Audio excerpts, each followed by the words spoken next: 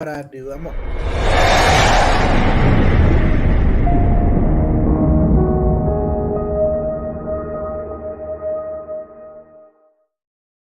Yo, what's going on, everybody? Welcome to episode one of the Mr. Spann Official Podcast. I'm your host, Mr. Spann, and I am joined by my sister, my friend, Cook Simmons of the HIGHly Inappropriate Podcast, hosted by Cook Simmons. Say what's up to the people, fam. Mazel tov. Happy New Year, everybody. Happy New Year's to everybody. Happy good times and good mental spaces. Is that that's what we cheers to today. As a matter of fact, let me pinkies up, nigga. Pinkies up. All right. But so I'm a little bit out of practice. It's been a while since the last time y'all have seen or heard from me on this microphone, man. And there are some legitimate reasons for that. I'm gonna get into some of it, but not all of it, because some of it ain't none of y'all damn business. But yo, man, it feels good though. It feels good to be in a space where I could even be on this mic, because there was a time where I was in a space where I couldn't even be on this mic. And so to be here right now talking to y'all, man, this feels good, man. This feels good. And so first things I want to do, like, before we get anything going, is everybody who has reached out to me, whether that be via like a Facebook message, whether that was like a DM, an email, a phone call, trying to find out, like, yo, Spann, you all right? Is you good? Thank you. Because there were times where I wasn't. There were times where I really wasn't. And like I said, I couldn't be on this mic like I wanted to. And so for everybody who wasn't just trying to be nosy, because some motherfuckers just being nosy, but for everybody who wasn't trying to be nosy but was really reaching out to find out, yo, Spann, I'm seeing some of the shit you posting online, bro. Is everything all right? Is you cool? I appreciate y'all. I love y'all, for real. And I mean that from the bottom of my motherfucking heart, man, for real. It's a lot of people in this podcasting space that have reached out to me on some genuine, yo, man, I just want to see if you're all right shit. And I appreciate y'all. I love and respect y'all. Thank you so much for reaching out, man, real talk. And one of those people whom I've had the opportunity over the course of this time to kind of, chop it up with, speak with, is my sister Cook here, right? We done had some real good conversations, man. we done been through it over the course of the year, and I want to say thank you first and foremost to you, because you were the one. You really were the one who set me on the path of, like, yo, Spann, you sure you got everything together? You sure you got it ever right? You sure you got that right? And it was at a small I don't know if I've told you this before, but that conversation where we had where I'm thinking like, I'm thinking I got everything together, and I really didn't. And that set me on the path to, like, yo, trying to figure out a way to better who the fuck I am. So tonight's episode is called Know Thyself, because I didn't know myself as much as I thought I did. I really didn't. And so we're going to kind of delve into the whole thing about mental health, learning your blind spots, being mindful of how your behavior affects those around you, and also learning your limitations, because there were some things that, like, I found out about myself over the course of the last few months, man, that I was completely oblivious to. And I've posted this online before, where I said you don't know what you don't know, but also sometimes life's got to smack you in the motherfucking face to show you where you fucking up. And so, yeah, man, I want to thank you too, sis. Really. I want to thank you, because those conversations that we done had, yo, and they help get us where we are here today. So, yo, Cook is one of the reasons why y'all getting Miss Spann Official tonight. So y'all better send that sister some thanks. No, I believe in you. As a nigga, I believe in you. So, indeed, it was just, I've been down that road. I'm, at 44, as I'm walking down this road, who knows what's going to happen on the road from 44 to 45. Yeah. And it's good to have people in your corner who are going to just be like, hey, man, like, look, it's okay if everything isn't, the way it's supposed to be, but it can't, you can work on it. But like I said, as a nigga, I believe in you. I Yeah. really do. I wouldn't waste no time on you if I didn't. I appreciate that. And cause like I said, when you going through shit, oftentimes, man, you really don't know who you can really talk to, who's really in your corner, who's really like just trying to find out some shit so they can go talk about your shit with somebody else. You really don't really know, man. And so you find yourself like, yo, who the fuck do I talk to? Do I talk to family? Sometimes family messy. Do I talk to this person? Well, I don't really know that motherfucker like that. So you find yourself like, yo, man, how do I get these things that I'm feeling? How do I get these things up off of my back, because I can't carry this shit no more. And for me, there was some really big realizations that I had about myself, and how I was out here being, man. So I'm gonna just tell y'all this here right now, man. Like, for anybody who's been listening to this podcast for any length of time, especially over the last, I don't know, I want to say maybe the last 5 years at least, I've been real hard on brothers, right? And part of the reason why I've been real hard on brothers is because in many of the same way, I was like so many of those niggas at a certain point in my life, right? I was so much like that, whether it was, a bit of misogyny, whether it was a bit of homophobia, whether it was a bit of, religious zealotry, all sorts of shit, man. And over the course of the time that I've been on this mic, man, I've been blessed enough to be around people who have expanded my frame of reference, my frame of thought, gave me opportunities to take in perspectives that I had never been exposed to as I was coming up. And so, like, you start learning, like, wait a minute, I really don't have this shit figured.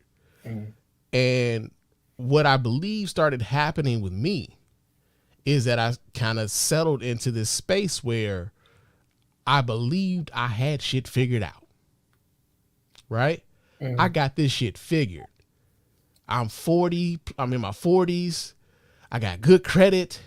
I got money in the bank. You know what I'm saying? Like, this is like, like I'm straight. Like, it's like money wise, like I'm making the kind of money that people talk about that they want to be able to make and stuff like that. Like, yo, I'm good. Like, I'm here. I've arrived, right? And being in that space of believing that I've arrived, I started smelling my own shit.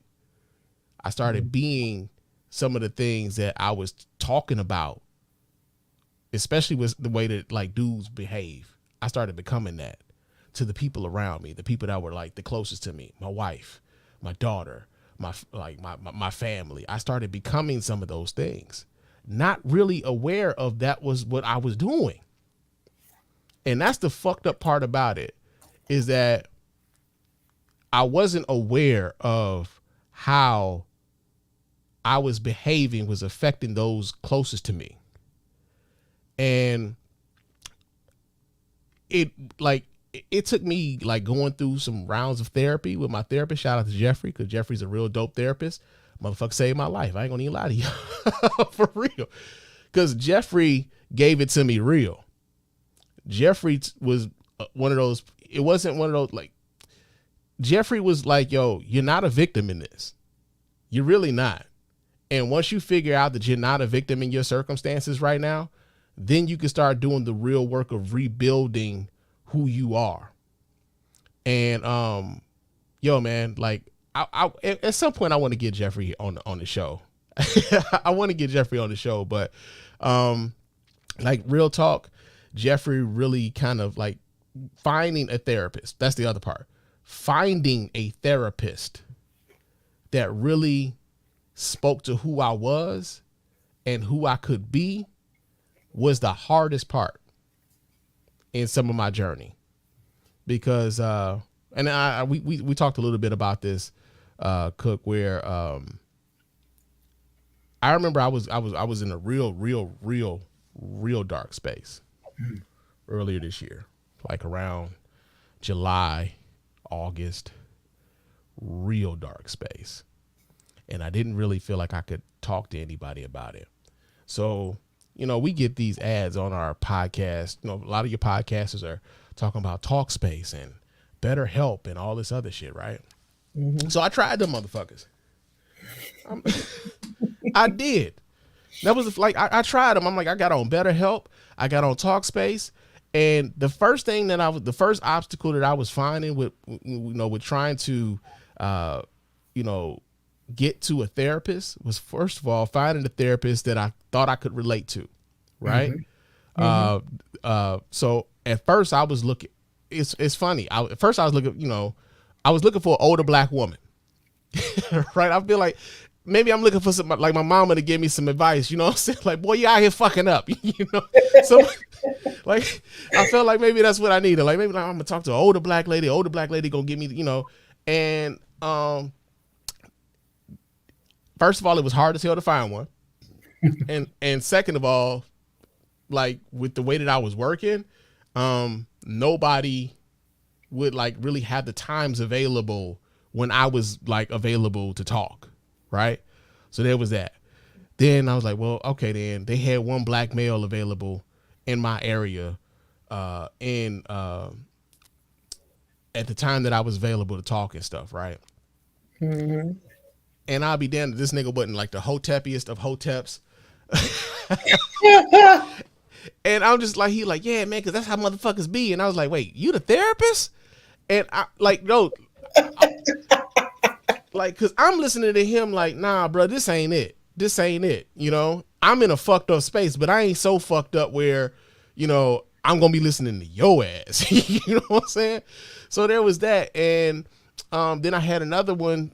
It turned out to be like a older, Jewish lady. No offense to her. She just couldn't relate to me culturally. Mm-hmm. I was like, nah, you don't get it. You know what I'm saying? You don't get it. And then there was another therapist that I was on there with. And all she wanted to do was like, she wanted to give me therapy through text. I'm like, nah, nigga, I need to talk to somebody. This texting shit this ain't it. Like, you want to text me? No, fuck that. Get on the phone, get on a video chat, something. I can't do this texting shit. I'm older. You know what I mean? I'm not older to where I can't text, but like, nah, fuck, this is annoying. Because now I'm sitting up here, you ain't responded in 3 minutes. Like, what the fuck? You know what I'm saying? So what's happening here? So, like, for me to be able to find Jeff through my healthcare, well, shout out to having insurance, man. But for me to be able to find Jeff, and he's so far from who I thought I would be able to relate to, but Jeff was actually speaking to everything I was going through. He's a young Asian dude. He's a young Asian guy. And at first I was skeptical. Like, yo, man, fucking this young Asian guy tell me. He was speaking to every motherfucking thing I was talking about. Like, yo, I'm like, oh shit. And being able to find a therapist that I could relate to, that I could talk to, that could like hold me accountable for shit. That's been like that was the breakthrough that I needed. That was the breakthrough that I needed. And so a lot of y'all may have saw me posting things about me doing homework. Like I might be on my front porch or something with my tablet and I got a drink and I might be eating something, but I'm doing homework. A lot of that was like modules and shit that Jeff had me working shit out with. I have a mental map now, y'all. Mm-hmm. Like I document my feelings. Like if I have an alarm that goes off every 3 hours. If you've had a negative thought, nigga, document that shit and understand why you were triggered and what was it about that made you feel that way. Mm-hmm. To make me aware of why it is that I'm feeling the way that I am, and to be able to diagnose it, and like not only just diagnose it, but also kind of self-medicate, not with medication, not with alcohol or anything else. Like, I mean, we sip in the night, but you know, like just to be able to identify what's wrong and to address it before it becomes a problem. Teaching me how to do that has been amazing. So we're like, now I'm not anxious to talk to anybody because I know how kind of I can kind of navigate through something. And I've talked to you about a lot of this stuff here, Cook. But yeah, man, I've been in some dark spots, man. I've been in some real dark places, and that's why I haven't been on the mic, man. Like, that was another thing too. Some of these therapists on Better Health and Talkspace was like, oh yeah, you do a podcast? That's cool. You should probably get on the podcast. I'm like, nigga, no. That's terrible advice. I'm not in the mental space to be on this microphone talking to people about life when my shit is not great right now. Like, I don't feel in this, like, you know, why would you suggest that to me? And then I started wondering about like the quality of the fucking therapist. Like, yo, do they? Okay, so I need to go ahead and turn the Bluetooth off on this shit. But no, like, yo, why would y'all be? Why would you think I would be cool with doing that when I'm telling you, like, no, this ain't it? And I'm starting to wonder about the quality of the people that they allow on like apps like Better Health and Talkspace and things like that. And for those of you who have found a good therapist on there, like, by all means, continue to use them. I just know for me, it was a goddamn challenge to find anybody that I could really relate to, that I could talk to, and also put me in a space where I was like, it put me in a space where I was comfortable, but also was holding me accountable to my shit. And that was first and foremost, that was the biggest thing, holding me accountable to my shit, you know? So yeah, man, it's been a journey. It's been a journey. And we've talked, me and Cook have talked about me getting back on this microphone for a few months now. And I'm just now to a point where I feel like, yo, I feel comfortable enough. I feel good enough. I feel like I have a decent enough handle of shit to where I can get back on this mic and I can talk to y'all about stuff. Yes. And it's interesting because I know whenever I'm going through my moods and then, you know, I talk to you, like, you know what, like, I wasn't feeling it. Like, I have to get on. Like, when I do get on, I have to be in the space for it. I have to really be feeling it. And it's real because I've recorded episodes where I felt like my mood, you know, just kind of took over the conversation, and I wasn't going to be able to give people my best. Yeah. So that is very real, and it happens. But I'm just glad that you're feeling better, and we got to this point, because I was asking, like, when are you coming back? Like, oh, I was getting a lot of those. I was getting a lot of those, and like I said, I appreciate everybody who was reaching out, and you know, that was the other part too. So that kind of leads me into a little bit about why this show is now called the Mr. Spann Official Podcast. Although this is still the Spann Report Podcast Network, because it ain't just this show, it's Cook's show. And then at some point we might bring beer and chicken back. Who knows? But one of the things for me is that I know this show isn't going to be the exact same way that I was doing this Spann Report. So I know some of y'all might be looking for segments like, you know, Blue Blazes and Proud to be an American and stuff like that. And I don't know if I'm gonna be doing those segments anymore. I don't know if, you know, Champ of the Week was a thing, and Ass Hat of the Week, you know, those sorts of things. The Special Hotep Unit was a good one. You know, I was going back down memory lane about, you know, Cyrus Suit and Seti and Umar Johnson and shit like that. But no, I'm just, I feel like one of the things that for me was like, yo, my life is just in a different spot where I don't know how much of it I can give the network thing, right? Mm-hmm. So when I first started the network thing, I'll tell y'all when that shit started. That was at NegroCon back in DC. And I want to say that was 2017. Yeah, because that was my 37th birthday. That was my 37th birthday. We were all in DC for NegroCon. And I remember having a conversation with with Aaron from the Black Astronauts, and he was like, "Yo, Spann, man, why you ain't got like a network set up yet, man?" Like, I'm thinking, yeah, why don't I have a network set up? You know what I'm saying? Like, you know, and then people were like, yeah, man, you should do that. And I'm like, they put that battery in my back, and I'm like, yo, I do want to have a space where people can listen to, you know, they can come to the Spann Report, but also get other voices that it's not just mine. And so, you know, I was like, yo, I reached out to like a few of my homies that was like talking about they wanted to get into podcasting and shit. And, you know, some of them weren't as serious as they thought they were. You know what I'm saying? They weren't as serious as they thought they were when I told them what they was, you know, what was required of them in order to do this podcast and shit. And I hit the ground running with my man Walt and my man Cliff, and we did the beer and chicken joint, right? And then, you know, we had that that unfortunate spot where we had the Black, White, and Yellowish podcast with my man's Ardell and two of his military buddies, and that didn't go well. That was a learning experience for me. You know, like, hey man, like, nah. I mean, niggas like, yo, Spann, what the fuck is this, nigga? Like, the fuck is this, nigga? But so that didn't go well. But like you know, we brought Cook on, man, and Cook is, you know, like I said, I told Cook from the gate, like, I just think you dope, man. Like, you should, you know, I would love to have your voice on the network. And like, she's like, and like I said, like with me and Cook now, it's like, yo, man, Cook is like a sister to me. You know what I'm saying? So, damn, I done ran all through that too. I done forgot where the fuck I was going. Yeah. Oh, that just is the start of the new name.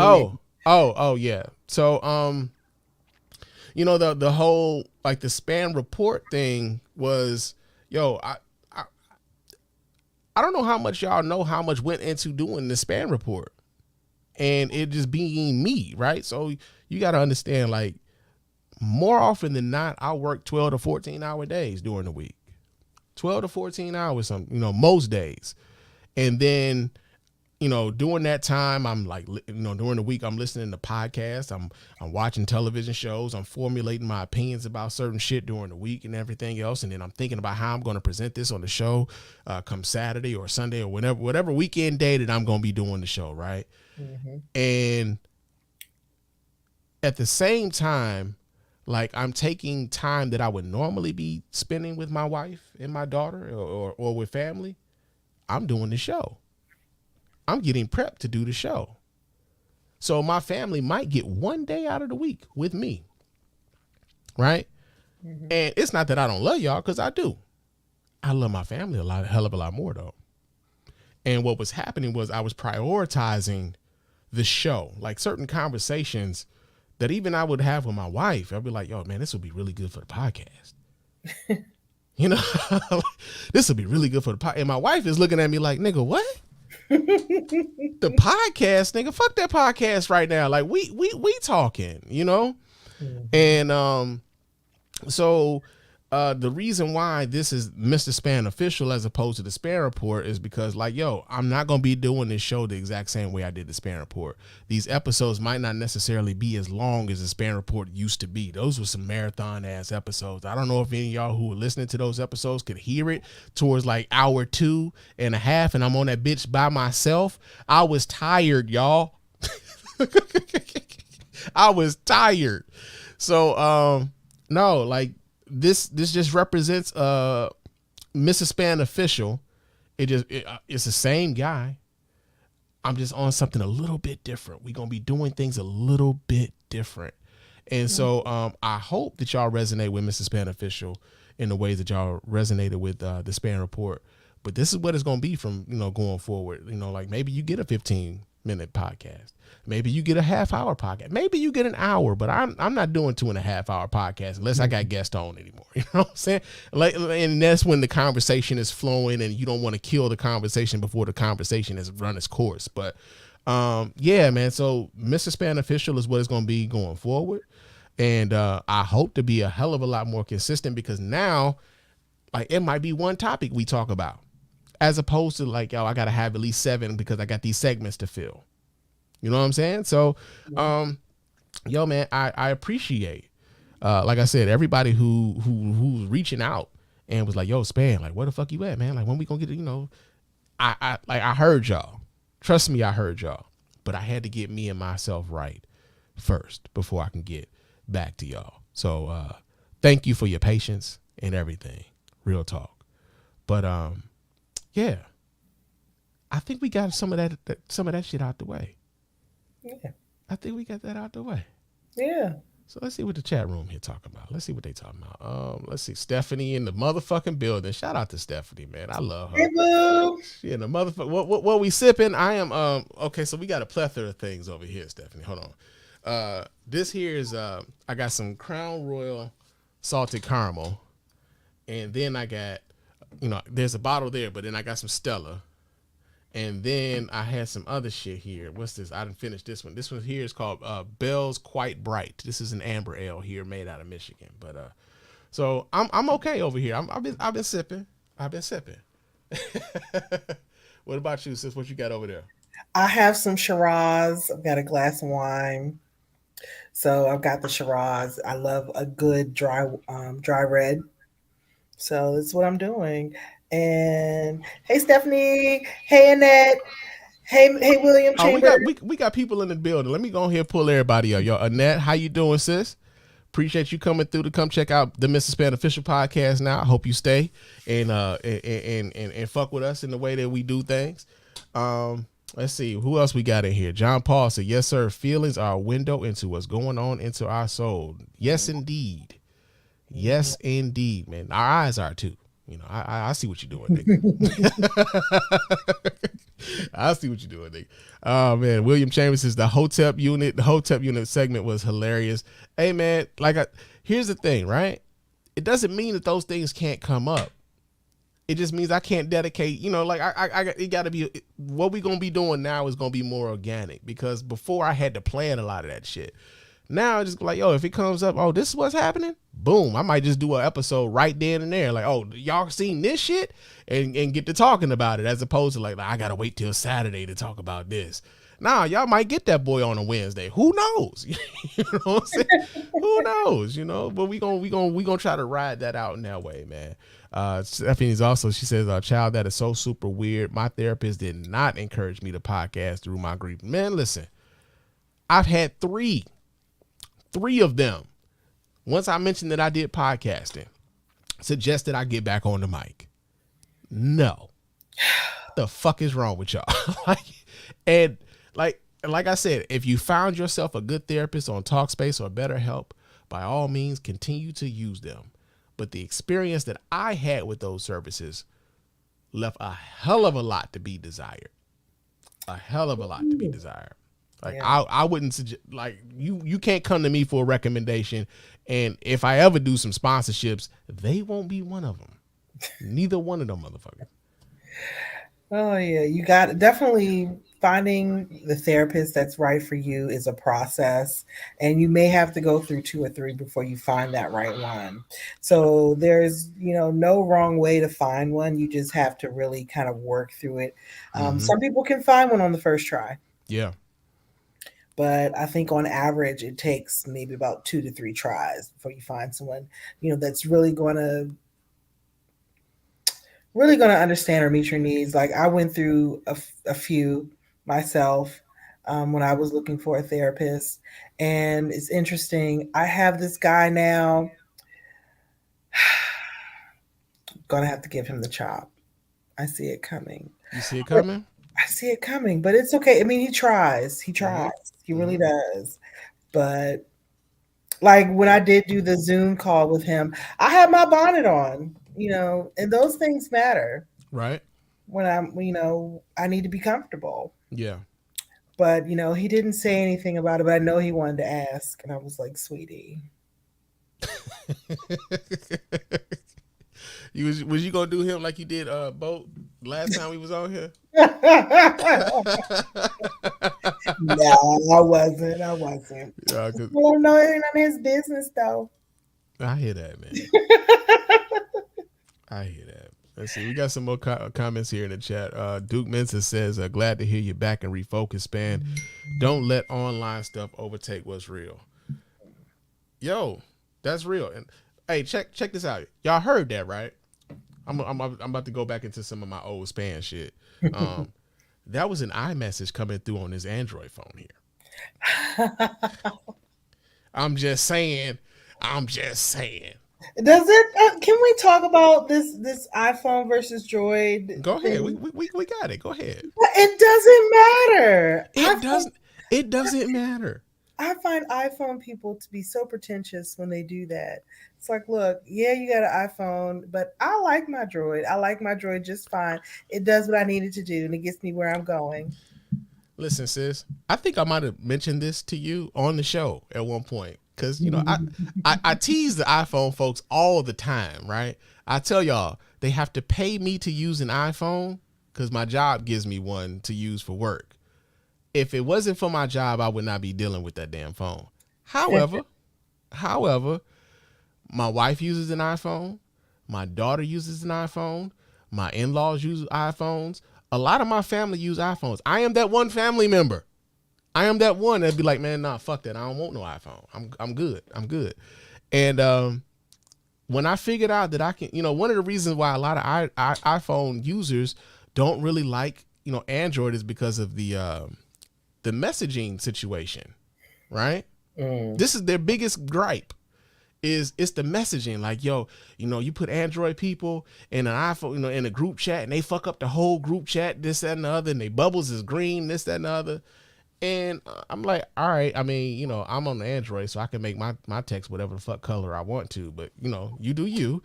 But once I figured out how to like make iMessages work on my Android phone, it was okay. So that was the one thing that y'all kept complaining about. Y'all don't have that to complain about no more. Use what you going to use. Use what you want to use. But like, I'm gonna be real with you. A lot of the iPhone users been snobs, so I be like snobby on the other end. Like, I just be giving that. I be giving that same energy back to them. I'm working through my shit. I just told y'all I was in therapy. Okay. I'm working through my shit, but I be giving that same snobby energy. I'm like, they got to pay me to use an iPhone. Like, what the fuck wrong? Yeah, my old job, my last job gave me an iPhone, and I didn't set it up. Yeah, like I'll tell you, it was one other thing that really turned me off the iPhones though, and this happened last summer. I was it's a work phone, so like I don't really sign into it all that often, and I needed to sign in. It was an application that I needed to download for work, and I didn't remember what the password was because how often am I downloading apps to this phone? It's a work phone. Didn't remember the password, and no. That's not even that's not even the first time that happened. The first time, here's what happened. I used to keep my iPhone in my back pocket at work, and it was hot that day, right? Which means your boy was sweating bad. Now this phone is in my back pocket. Apparently, it's trying to unlock or whatever, and you only get so many times on an iPhone to put in the passcode before that phone locks up, right? Your phone will become disabled. Okay, cool. Phone disabled, yada, yada, yada. I got to wait 10 days to get in this damn phone? 10 whole days. I don't know, but I found these results on search. Come on, Google. I wasn't talking to you right now, baby. Stop that. Come on now. You making this look bad. But That was right on time. It was right on time. But no, the phone locked up, and they told me I could not get into my phone. I couldn't even reset the password, the pin code, none of that shit. Couldn't do any of that for 10 whole days.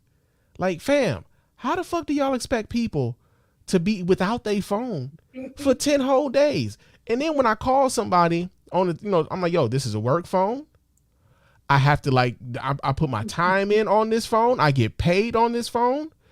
I have to do, I drive utility trucks, and I have to do what they call a DV. It's basically like, as a CDL driver, you have to fill out a fucking report on your truck every day before you leave and after you done driving that bitch for the day. My job has decided that we got to do that shit on the phone. So now I can't do my shit I'm like, yo, I can't go 2 whole weeks without being able to work, man. And iPhone like, well, shit, some people waiting 15 days. Some people waiting like that don't help me, ma'am. What It's the so fuck? complicated for no reason. For no fucking reason, Because man. I mean, honestly, with my Android, if I can get in with my thumbprint, On or my I can face, on my pin code. put in, So I got many a PIN choices. code. So many I can choices. put in the little design, like it'll give me like the little bunch of dots, like design. If my thumbprint fuck up, it's gonna say, okay, we'll use these dots. If that fuck up, it's gonna tell me to put in my little pin code. But the thing is, the worst thing that my Android can do is get a fever, and then I just turn it off and turn it back on. Restart that bitch and you right back in the game. That's You it. right back in the Hold It's, on. it's Hold on, John Paul. So what I'm restart. hearing from y'all is the iPhone is better. Yes, y'all. Y'all are correct. iPhone. Come on, See, fam. and this is the thing. It's Come like on, they do fam. that. They do that Come on, kind of come stuff. on, fam. You can't be getting that from what we talking about right now. That's I all couldn't it use the damn thing for 10 days, fam. You cannot be talking about. Can't be talking about that shit's better. Also, man, Will Chance said Android, Apple definitely the same from a software, hardware standpoint. They use the same chipset and same code. That's true to a lot of, in most cases. But I'm gonna tell you this from right now. If I had to go on from a software standpoint, I Mhm. gotta give it to Droid, dog. I gotta give it to Droid. This is the It's smartest simple. motherfucking. This is the smartest fucking smartphone I've had in my life. Like straight up, I'm using a Pixel 7 Pro, and this motherfucker holds for me. Like if I'm on hold, put this bitch on hold for me, and then the phone would like alert me to when somebody actually gets on the phone, so I can talk. I ain't got to sit there waiting for them to come to the phone. If I'm calling a business and they be like, hit one for for this, hit two for this, that shit'll populate on my screen. I ain't even gotta wait for them to say everything. Boop.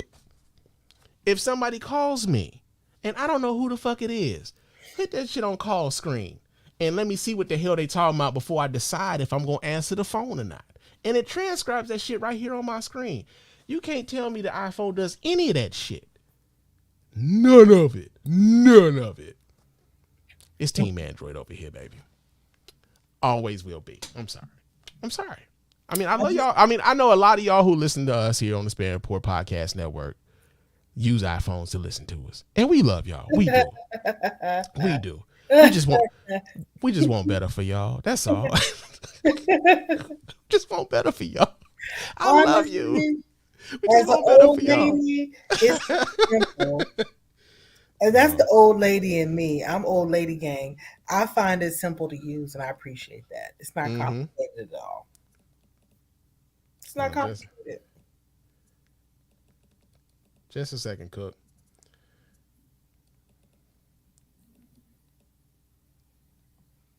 All right. Yeah. But yo, I feel good. I feel good, man. This feels right. It's It a could be the delicious. alcohol too, though. It could be the alcohol too. I was just about to say, is it delicious? Is it It could be really? the alcohol too, But so hey, fam, what you been up to? Like let's go on. Let's get into you, fam. What you been up to? So a number of things. I'm still a caregiver, still doing that. I'm Mm-hmm. working. After what was it? 14 months. I took a 14-month hiatus from work, and I'm back now. Which is I've got to adjust to that, which is strange. Yeah. The African American urge to take a nap in the middle of the day is very strong in me, but I Listen. don't do that anymore. Listen. Listen. That was one thing about not working that I really thoroughly got into was my nap Take ministry. them naps, man. Woo! I could take two. I could take two naps in a day. Like I became a professional napper. It was a thing. But Are we now, washed though? Are we washed? I mean, I still got to take a nap before I go anywhere at night. Yeah. Yeah. Oh I boy. found out this has been happening quite frequently for me lately. Um, But I fall on Friday nights where I'm thinking I'm about to well, maybe I might, stay up and get out and go do something, right? Mm-hmm. Nah, that ain't happening. That ain't happening. I don't even stay up long enough for me to watch Love at the Lockup. And that's my shit. I can't stay up late enough to watch Love at the Lockup. I'll be sitting up. I was on my couch last night, had my drink. I'm waiting for the Love at the Lockup. And before I knew it, Love at the Lockup was watching me. I'm just glad I got that shit on DVR. You know what I'm saying? So I can But DVR is your friend. You got it. For me, that's why I watch so many streaming services, because I know I'm gonna fall asleep. My friends will tell you she gonna fall asleep. She sleep. There's a picture of me on the couch that my wife took. And I'm watching the television. At least I'm thinking I'm watching the TV. And I'm clearly sleep like a motherfucker in this picture. Clearly. And every time she why don't you just go to bed? Nah, I hear everything going on. I know what. She nigga, take your dumb ass to sleep. Go to bed. Couch sleep is different from the bed sleep. It is. Couch sleep is seductive. It is, because I'm sitting there, I'm watching. I'm I love that's the thing too. And at first I thought it was because of the couch.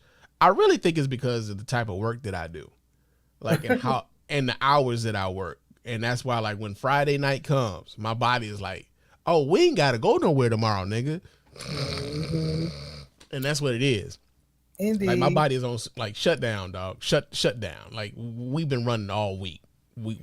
It's time. It's time. Something about taking a nap and being on that couch, it just makes it so, it's seductive, it's sexy. It works. It does. Because when you get into bed, that's so final, but being on the couch is you can roll over, maybe kind of hit a new spot, and then you're going to wake up for a little bit, watch a few more episodes after you rounded back to the part you last remembered. And that's pretty much how it works. That's how, because I found myself doing that a lot. Oh, this is the last part I remember seeing, so I rewind to that point, and then that's where I pick it back up until I fall back to sleep again. That'd be the thing too. Don't try to pick up a show on Netflix or Hulu or something like that, and you done start watching it and you fell asleep on the shit, and when you wake back up, you 3 episodes down, and you don't wait a minute, what these niggas talking about? And then you oh shit, I done fell asleep on 3 whole ass episodes. Now I gotta go back and watch all this shit over again so I can catch up on what they talking about. It's like reading a book and then your mind wanders, and so you have to go back to the part you remember last reading. Same premise. But the other part too, some of that shit starts seeping in your dreams when you sleep. Yes. Some of that shit you be hold on, man, why the fuck is Will Smith in my dream right now? Wait. And that's what's happening, but your dream, it's a part of your dream because you're in that state between being awake and being asleep. Yeah, bro, I ain't saying nothing about Jada, man. I as a matter of fact, I approve of your slap of Chris Rock, man. We are allies. We are. We are allies. We get to talk about the slap because I felt like that was something between 2 grown ass men. I didn't even feel like I. No, we didn't get a chance to talk about that. No, me and you, we didn't get a chance to talk about it, so we can talk about it right now. No, I felt like Chris Rock is a grown ass man, and if he got something to say about it or he feels some type of way, he could call Will Smith. He got Will Smith's number. He can reach out to that man. And he can say what he needs to say to him. We don't got to be involved. Yeah. I spoke about it on the show, and I still feel this way. Yo, man, you're not going to be able to tell somebody who feels disrespected or that somebody that they love is being disrespected. You're not going to be able to police how they respond to said disrespect. That's just what it is. And if somebody decided that they wanted to say something greasy about my wife in front of me, it might be a problem for you. That's just what it is. And I know some folks were that's that toxic masculinity sort of thing. Is no, that's just I'm protecting those around me from being, I look at it as a form of protection. I'm not going to allow anybody that I love be disrespected in front of me. And at that moment, I feel like Will Smith felt like his wife was being disrespected in front of him, and not just in front of him, but in front of millions. Mm-hmm. And like, you know, there's a certain image that we have of Will Smith. We always look at like Will Smith as like this really positive, happy guy. And at some point, man, you'd be like, yo, I'm not exactly that guy all the time. And y'all got West Philly Will Smith. That's really what happened. This the same way that you might get Southside Spann.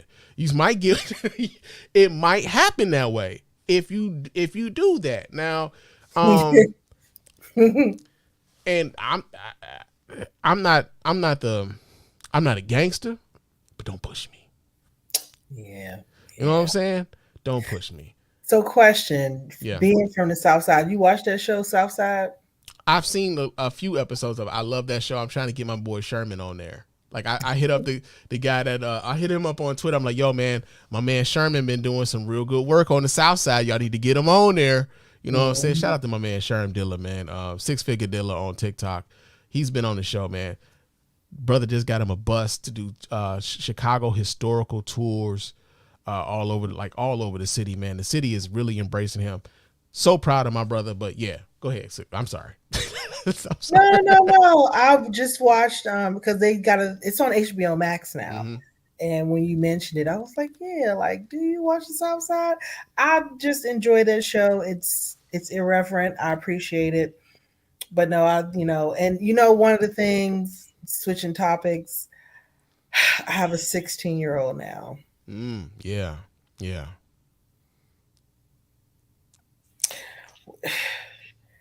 These children are so not together. They're not they're so disorganized. And it's driving me. That's another thing. When I'm not, being podcast cook, I'm just a parent. Yeah. I'm just a parent, Yeah. And dealing with her, it's funny because a lot of stuff, that's important to her, I can remember going through it, and I'm trying to tell her now, like, sweetie, it's not important. It's not going to be important in the next year or two. The same shit our parents used to try to tell us. In many ways, man, like, that's another thing that, like, I joke about us being old now, but like, I was thinking about that, like, yo, a lot of the things that you used to think were like super duper important when you were like in your teens and shit. It's the end of the world. Like so many things were the end of the world if it didn't happen your way when you was like 16, 17, 18 and shit. And like when you get some years behind you, you realize like, nah, that really wasn't as bad as you thought that was. And you grow and you learn from those things. I mean, shit, I'm still learning those lessons now. Right. But, my daughter's 19. Mm-hmm. And, so I'm not that far removed from, like the new boyfriend and her being scared to like, yo, I mean, daddy cool and all, but I don't know if you really want to like meet my daddy. You know what I'm saying? Like you got to be important to me. You got to be important to me if you going to meet my daddy because my daddy don't play. It's weird though because now here's the thing though. Cause like with my daughter, I really was just on some, just make sure he treats you right more than anything else. Like just make sure he treats you right. If he treats you right and he respects you, then there should be no problems. But, sometimes she don't know. She like, I don't know if you're going to like him, daddy. Like, cause listen, right now at 19, she's dating some jokers. Oh yeah. Some jokers. Yeah. Niggas are straight up jokers. But see, she's got to wade through, and that's a good thing that she's not bringing the jokers to you. That is actually a good thing. I didn't meet their first boyfriend until she was graduating high school. That was the first. Like I had heard his name, you know what I'm saying? Like, so who was the little Dalen nigga? Like, what are you about? Dylan. That's what I said. I'm like, is this what? That's why I, teasing with her. I'm like, who's Dalen? Like Dylan. She's like, no, daddy is.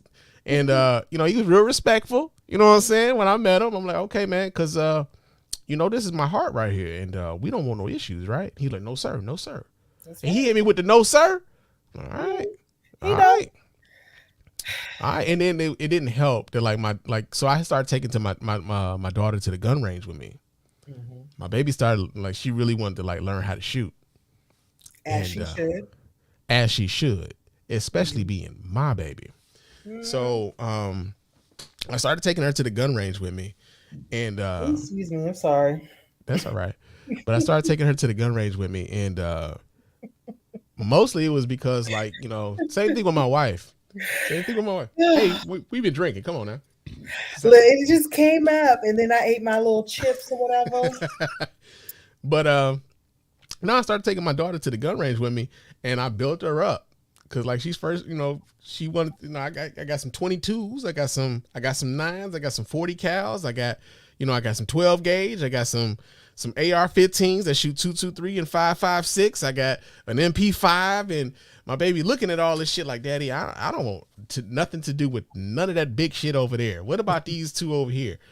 And so you know, I got her shooting like the 9 and stuff, and like she, you know, it wasn't that bad, right? I'm like, yeah, see, go ahead. Like once you feel comfortable with that, then we'll see about you getting to some of this bigger stuff here, right? Mm-hmm. It got to a point, man. My daughter was like aching to shoot the AR-15, Well, all right. aching to shoot it. Like, come on, Daddy, can I shoot that one? I'm like, well, shit, hell yeah, you can. Because now I'm in proud papa moment now. Now I'm in proud papa mode. But the other part about it was this, because like she got to a point where she wanted one of her little girlfriends to come to the range with us, and you know, ask her mom and stuff like that if that was okay and whatnot. Like, yo, and her friend wasn't as advanced as my daughter had become. So now my baby want to start showing off a little bit, and she ain't hitting the targets the way the fuck she's supposed to. I'm like, hey, pipe that shit down. Do what I taught you. However, once she started posting that shit on social media, her little dude wasn't feeling comfortable. He wasn't comfortable. He better not. He better don't. But the other thing that I was kind of like kind of leaning them into was like, and I told her friend too, I said, well, listen, you gonna have some little dudes come y'all way who think he gonna be impressing y'all by taking y'all to the gun range, and he gonna maybe pull some big shit out, and he gonna want to put that in your hand and think that he doing something. Mm-hmm. By coming here with me on a regular basis, that sort of shit ain't gonna be impressing you no more. Mm-hmm. Step your game up, nigga. My daddy showed me that. Listen, My daddy showed me that. you gotta raise them so they're not easily impressed. There And it that, is. you know, when some dude come through with the bare minimum, like that's basic. Like I've been doing that since I was 6, or you know, I was raised with that. You gotta definitely raise them to not be easily Nigga, impressed. when was the last time you cleaned this rifle? Shit, this motherfucker dirt. Why your shit jamming? Like, my daddy's shit never jam. It's got oil on it and everything. Mm-hmm. So, yeah, man. all but of that. yeah, but yo, this feels good. This feels like I'm supposed to be here. Great. You know, and so we're not gonna blame it on the alcohol anymore. We're just gonna be No. organic. This We're gonna feels like be I'm supposed to be here. I feel like I even sound good. Shout out to Rode with the Rodecaster mic in the mixer and shit. You got the official setup. You do. I got the You official setup. got the headphones. You got the microphone. I got the whole Rode kit. Check me out. Check me out. I Oh, got the shit. headphones. I got the microphone. I got the mixer. Got the mixer in the back. You got, listen. You're ready to roll. You ready to rock and roll for real? Oh, as the gun owner would say, I'm locked, cock, and ready to rock. Okay. Oh, wow.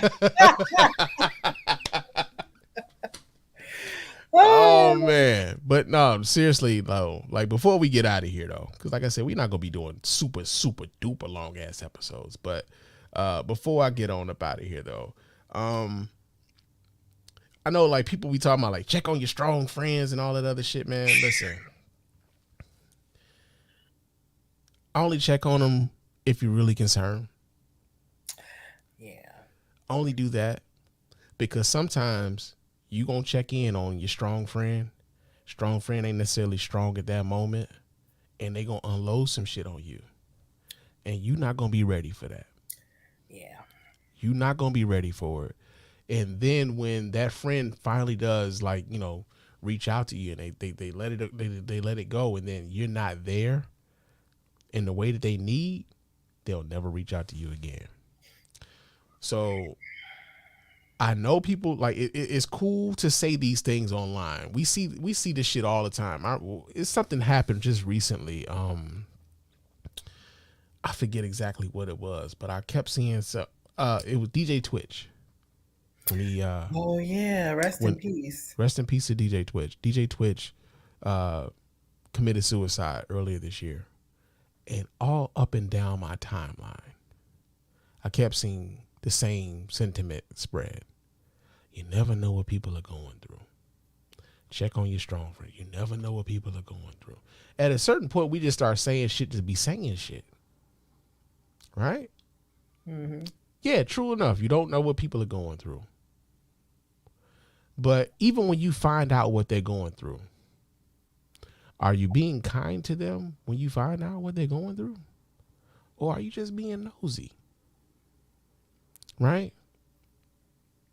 And so when someone's really going through some shit, and I'm saying this from experience now, but when someone's really and truly going through some shit, more often than not, they don't know who they can share any of that shit with. And this is why, like, now for me, I'm like, yo, I'm the biggest advocate for therapy, because for me, it was a thing of I can talk to this person who isn't connected to me in any way, doesn't know my family, doesn't know my friends, and can just give me their unvarnished opinion about what it is that I'm talking about, give me an unbiased opinion on how I could handle that situation, and give me some tools as to how I can handle that, as opposed to listening to you who may have, you might be my family, right? Mm-hmm. You might be family. I tell you some shit, and because you love me, you're invested in a certain outcome because you don't want to see me hurting. So you're going to say some shit to me that you think is helping, but it ain't. In fact, it might be doing the complete opposite. But you think you're helping. It's not that you have any like ill intent or any of that. But it'll get to a point where at some point, like, you'll get to like, if I do say something to you, I might regret it later. Right? And nobody wants to get to a point where, like, yo, I told you this thing in confidence, and now I don't like how you're handling this thing that I told you. Mm-hmm. And now I regret telling you anything. No one wants to be in that space with the people that they love. So I am the biggest advocate now for therapy.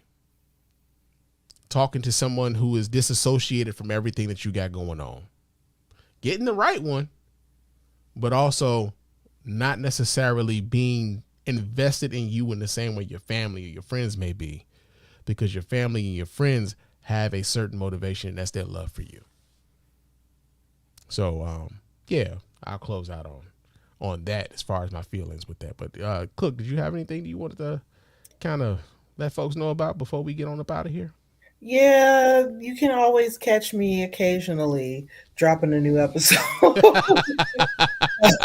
the network been like kind of shit. We got to clean up the cobwebs and shit around here. Ooh, We got some cleaning up to do, but we good. But I did put out an episode last month. It was me and Capital Athena, the girl who does my theme songs. We did a verse, which are fucking dope. Thank you. Look, that's one thing. She called me the DJ Khaled of this shit. She's like, she called me a real producer, and I felt that. Like, I felt good about that, because I really do be producing them songs. I do. Okay. But we did a versus battle. I encourage you all to listen to that episode. It was really dope. We had a really good time doing it, and it took us back down memory lane, and we had some really good mix-ups, so some good battles. And I'm glad you're back. I'm glad that you have a new perspective. So I'm really looking forward to seeing how that plays out in 2023. And you are my brother. I look forward to having more conversations with you. Like I said, I believe in you as a nigga. There we go. There we go. That is one of the, if you're not familiar, that is one of the highest endorsements that you can get from my sister Cook. Okay.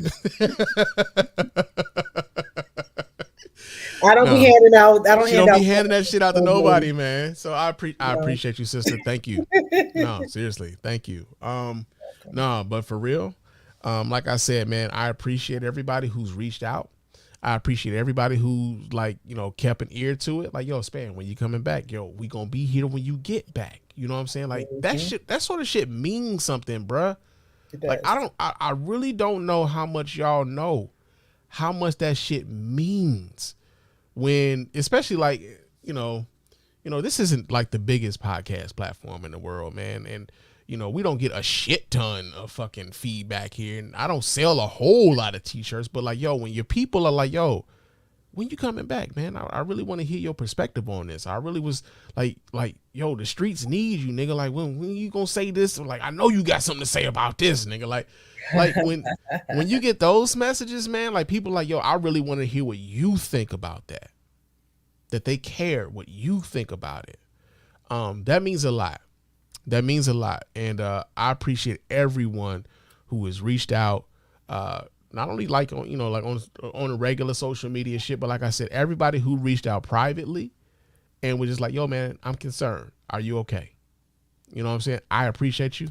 I love you from the bottom of my motherfucking heart, man, for real. Cause like I told y'all before, I was in a bad space, a really bad space. And I'm coming out of that. And it feels good to be right back here on this mic talking with y'all in the way in which we used to talk. And we're going to be doing this a little bit more going in 2023 and going forward. But thank y'all so much. Before we get out of here, because we still do have a hotline and shit. Y'all can still leave voicemails and shit. Let me pull that thing up so y'all can, do that. But I'm out of practice, man. Y'all bear with me. Okay, here we go. So, the hotline is there area code 313-288-0485. There's area code 313-288-0485. Leave those voicemail messages. Of course, those voicemails will get played here live on the show, and we'll respond to those voicemails here on the show. You can also email us here at feedback@thespannreport.com. That does not change. That's feedback@thespannreport.com. Go ahead and leave those emails. And of course, those emails will get read here, replied to here live on the show as well. Go to our website at don't go to the website. The website is still fucked. We are still, I got some things that I got to do with the website. It's a thing. I'm just glad that we able to publish from the website right now. But like, yeah, so fuck the website, but call the hotline and leave the voice and leave the emails. But fuck the website right now. The website is I don't know what the fuck.